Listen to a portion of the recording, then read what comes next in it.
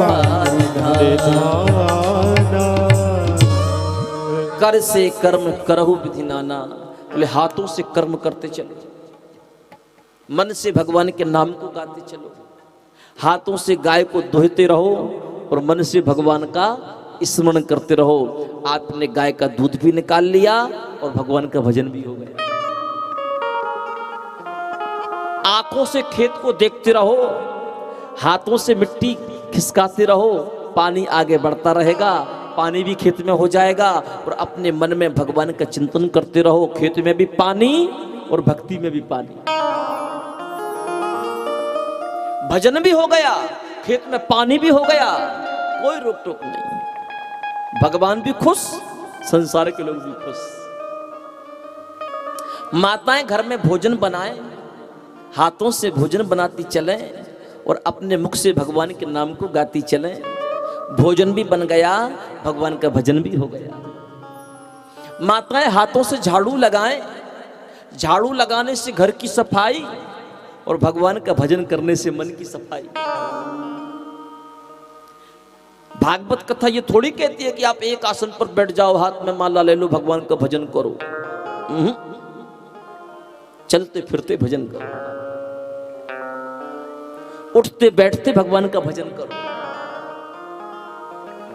जब संसार के कार्यों में कंजूसी नहीं तो भगवान के भजन में कंजूसी क्यों? जितना समय बर्बाद हम एक दूसरे की बुराई करने में लगाते हैं ना, वो एक दूसरे की बुराई करना छोड़ दो, अकेले रहना सीखो। मन ही मन आपने जो अपने गुरु से मंत्र लिया है उस मंत्र का स्मरण करते रहो। संसार से भी पार और भवसागर से भी पार। राजा परीक्षित ने कहा, गुरुदेव कोई दूसरा रास्ता भगवान को याद करने का? बोले फिर कठिन रास्ता है, सबसे सरल यही रास्ता है, चलते फिरते भगवान का चिंतन करते रहो, भगवान का नाम स्मरण करते रहो, भगवान की कथा सुनते रहो। बोले नहीं, कोई व्यक्ति अगर कठोर से कठोर साधना करना चाहे तो उसको भगवान कैसे मिलेंगे? सुखदेव जी कहते हैं, राजन उसके लिए भी एक रास्ता है। बोले क्या रास्ता है? जितासनो जित श्वासो जित संगो जितेन्द्रियः स्थूले भगवतो रूपे मनः संधारये। बोले जितासन, पहले आसन को जीतो। आसन को कैसे जीते? बोले आपके बैठने की स्थिति इतनी पक्की हो जाए कि 4 घंटे 5 घंटे एक आसन पर बैठे रहो, ना पैर ऊपर करो ना नीचे करो, ना कमर आपकी झुके और ना बार बार ऐसे करो, सीधे बैठे रहो। जब ये 4 घंटे 5 घंटे बैठने की आपकी आदत बन जाए तो समझ लो कि आपने आसन को जीत लिया। जितासन। आसन को जीतने के पश्चात जित श्वासो, आप अपने श्वास को जीतो। यदि व्यक्ति को अपनी आयु बढ़ानी हो तो उसको श्वास को जीतना बहुत आवश्यक है। 24 घंटे में एक व्यक्ति 21,066 श्वास लेता है और छोड़ता है। जितनी श्वास हम लेते हैं ना और उनको छोड़ते हैं उतनी हमारी आयु कम होती है। तो व्यक्ति को श्वास पर विजय प्राप्त करना चाहिए। प्राणायाम करो, श्वास को रोको। 5 मिनट का प्राणायाम यदि आप प्रतिदिन करते हैं तो 5 मिनट की श्वास आपने रोक ली तो समझ लो कि एक दिन में आपकी 5 मिनट की आयु बढ़ गई।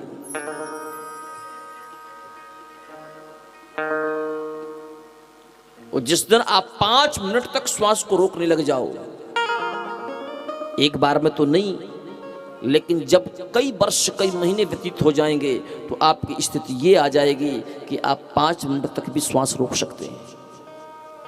और जिस समय आप 5 मिनट तक श्वास रोकने लग जाओ, आप समझ लेना कि आपने श्वास को भी जीत लिया।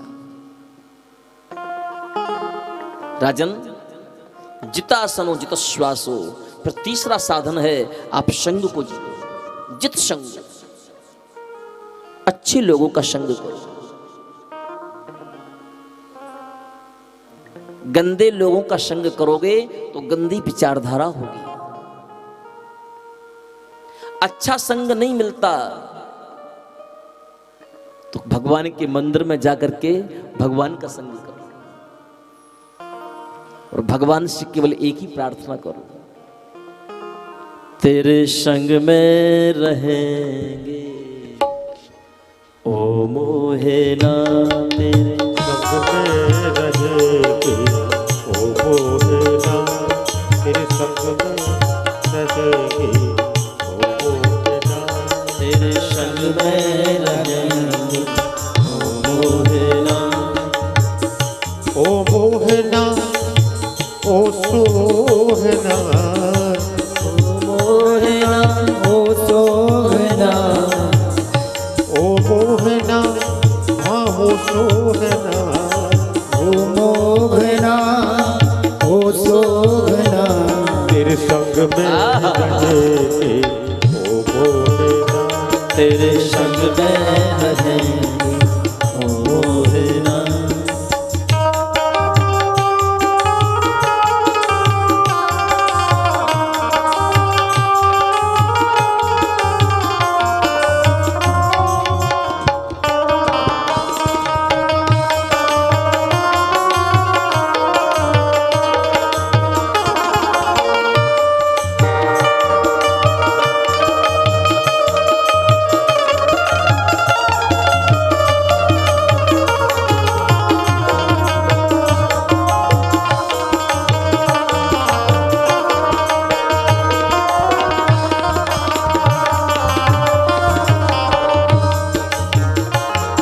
तुम चंदन बनो मैं पानी बनूं, तुम चंदन बनो मैं पानी बनूं, तुम चंदन बनो मैं पानी बनूं, तुम चंदन बनो मैं पानी बनूं, मस्तक पर मिलेंगे कहाँ मिलेंगे?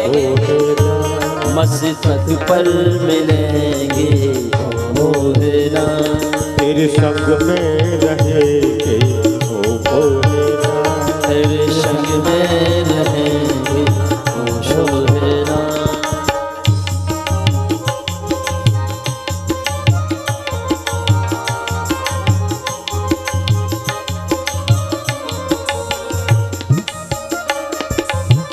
भगवान से केवल एक ही प्रार्थना करो कि आपसे अच्छा संग मुझे कहीं और नहीं मिलता।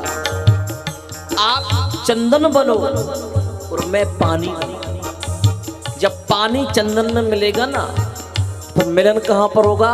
मस्तक पर। और जब मस्तक पर मिलन होगा आहा हा, आपकी ही आपकी भक्ति होगी। जय हरि।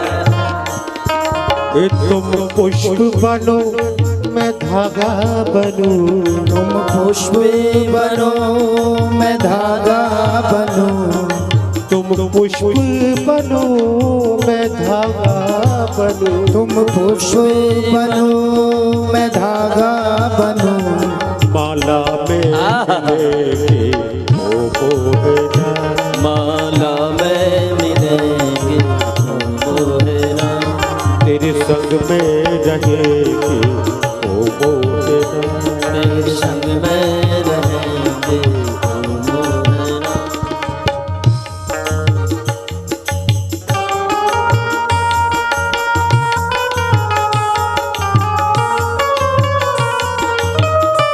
क्या बात है?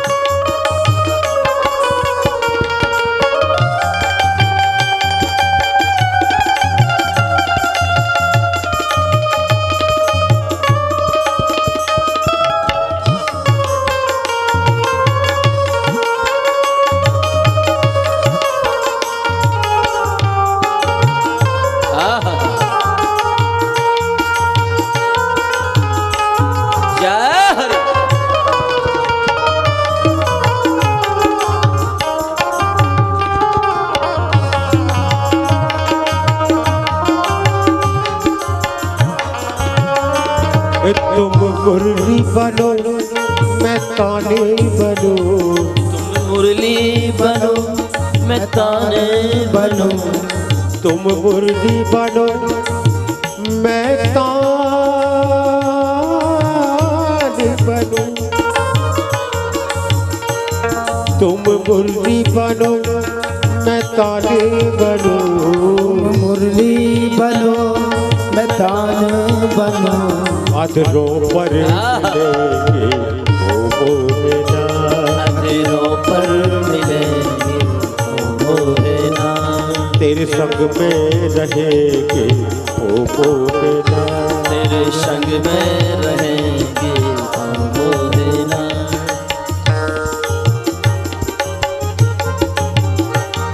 कृष्ण से अच्छा संग संसार में कहीं और नहीं। संग सर्वात्मनः त्याज्य, संसार के संग को हमेशा हमेशा के लिए त्याग दो। भगवान का संग करो, भगवान के भक्तों का संग करो। भक्तों का संग ना मिले, भगवान का संग ना मिले तो सत्संग करो। जय हरि।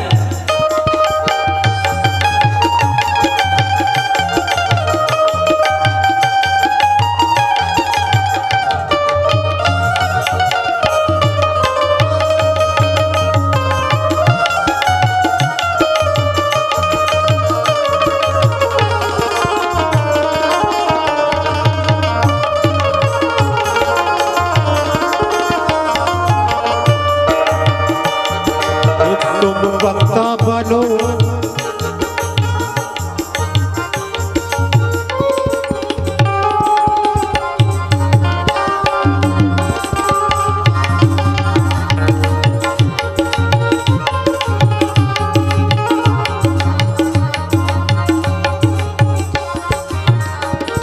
तुम वक्ता बनो मैं श्रोता बनूं, तुम वक्ता बनो मैं श्रोता बनो, तुम वक्ता बनो मैं श्रोता बनूं, तुम वक्ता बनो मैं श्रोता बनो, भागवत में मिलेंगे ओ मोहना, भागवत में मिलेंगे ओ मोहना, तेरे संग में रहेंगे ओ मोहना, तेरे संग में रहेंगे ओ मोहना।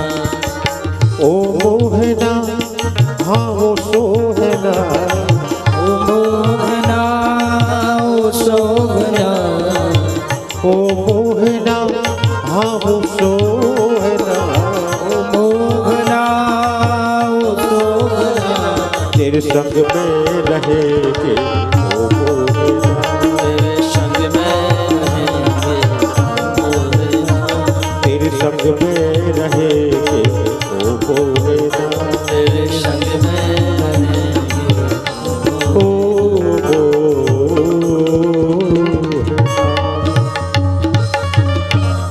किसके संग में रहेंगे?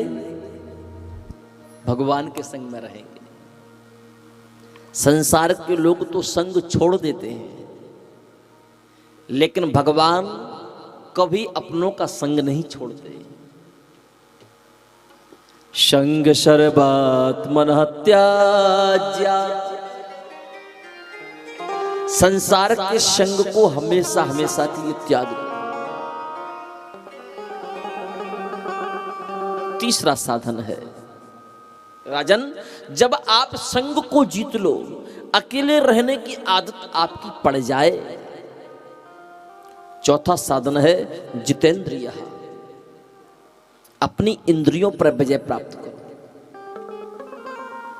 इंद्रियों पर विजय प्राप्त कैसे करें? आंख कहती है मैं कुछ अच्छा अच्छा देखूं,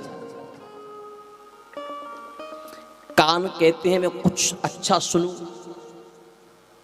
नासिका कहती है मैं कुछ अच्छी अच्छी सुगंध लूं, जिह्वा कहती है कुछ अच्छा अच्छा स्वाद लूं, शरीर कहता है अच्छे अच्छे कपड़े पहनूं। इंद्रियों को कैसे जीते? आंख की ना माने तब भी बुराई, कान की ना माने तब भी बुराई, जिह्वा की ना माने तब भी बुराई, शरीर की ना माने तब भी बुराई, आखिर जीवन जिए तो जिए कैसे।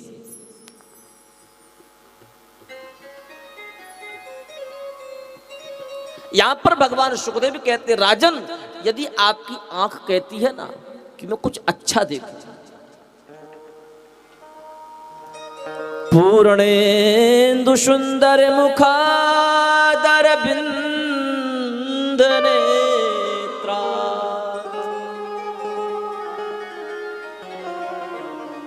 यदि पूर्ण सुंदर है तो वो कृष्ण है। कृष्ण से सुंदर इस दुनिया में कोई और नहीं।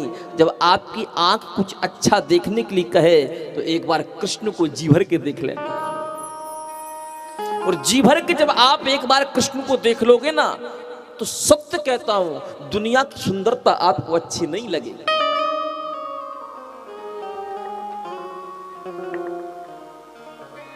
जब आपके कान कहें कि मुझे कुछ अच्छा संगीत सुनना है,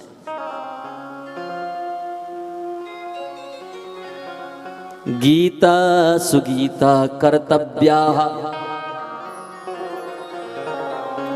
किमन्यई शास्त्र विस्तरई, गीता के एक एक मंत्र को अपने जीवन का गीत बना लो। गीता के एक एक मंत्रों को सुंदर भाव से सुनना आरंभ कर दो। भगवान सुखदेव कहते, राजन जिस दिन गीता जी को आप सुन लोगे और गीता जी को समझ लोगे, इन कानों से आपको दुनिया अच्छी नहीं लगेगी गीता के अलावा।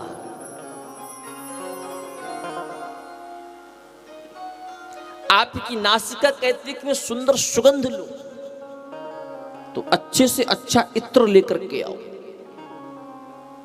जिस इत्र की आपकी इच्छा है वो इत्र लेकर के आओ। थोड़ा सा कपास में ले लो, भगवान को लगा दो, उसमें से थोड़ा सा लेकर के आप भी लगा लो। जब भगवान के प्रसाद की इत्र की सुगंध आपको आएगी, आपकी विचारधारा भक्तिमय हो जाएगी। उस इत्र के सामने दुनिया की सुगंध आपको अच्छी नहीं लगेगी।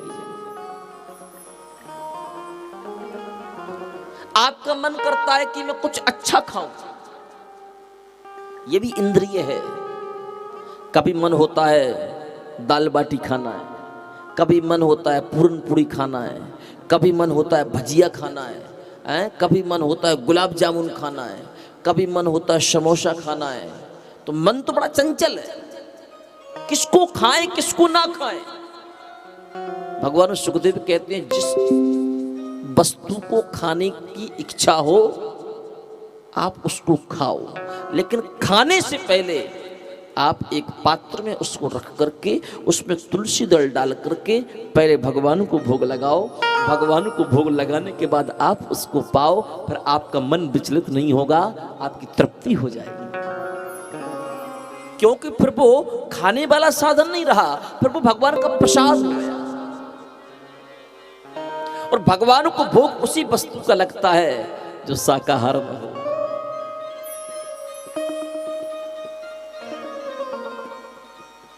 शरीर कहता कि हमको सुंदर अच्छे कपड़े पहनना है, तो पहले आप अपने से अच्छे कपड़े भगवान को पहनाओ। जब आप पे भगवान चकाचक दिखेंगे ना, फिर आप भी अच्छे कपड़े पहनो, कोई बुराई नहीं। भगवान के गणपति तो काले पड़ रहे हैं, कई सालों से स्नान नहीं कराए गणपति को। यज्ञ में देखते माता हूं कि जितना वजन गणपति में नहीं है उससे ज्यादा वजन गणपति के कालेपन में। और माता कहती हमको साकरपुड़ा में नहीं जाने दिया। अरे पहले घर के गणपति को तो साफ कर लो। घर के गणपति को साफ किया नहीं, आप अपने सगे संबंधों की सफाई क्या करोगे। आपके गणपति भी पीतल के हैं और हमारे ठाकुर जी भी पीतल के हैं। देखो दूर से चमक रहे होंगे हमारे ठाकुर जी। आपके गणपति को आप निर्वस्त्र रखते हो, हमारे ठाकुर जी को देखो कितने सुंदर वस्त्र पहने हैं। पहले भगवान का श्रृंगार करो, भगवान का श्रृंगार करने के बाद फिर आप अपना खूब श्रृंगार करो। कोई रोक टोक नहीं। भगवान को लगाओ शक्कर का भोग और तुम खाओ बूंदी, तो डॉक्टर के पास तो जाना पड़ेगा। भगवान को शक्कर और ससुराल वालों को गुलाब जामुन। वाह। मोही कपट छल छिद्र न भावा, मोहि कपट छल छिद्र न भावा,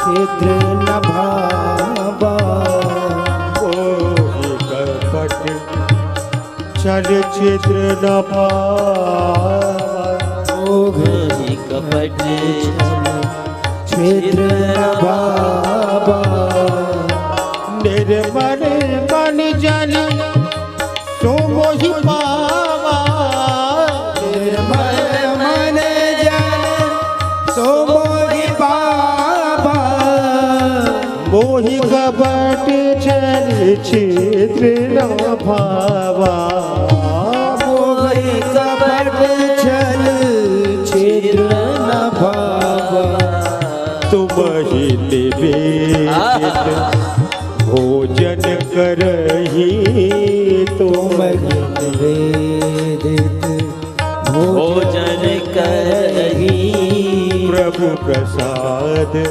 पट भूषण धरही, प्रभु प्रसाद पट भूषण धरही, धरही।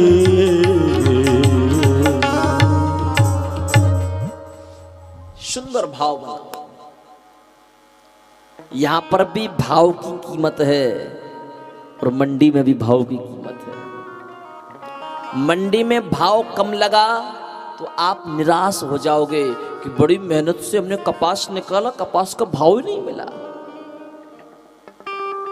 भगवान की भक्ति में भी भाव की जरूरत है। यदि भगवान की भक्ति में आपका भाव नहीं लगा तो भगवान भी नाराज हो जाएंगे कि बेभाव से पूजन करता है। 5 मिनट पूजन करो लेकिन दिल से करो।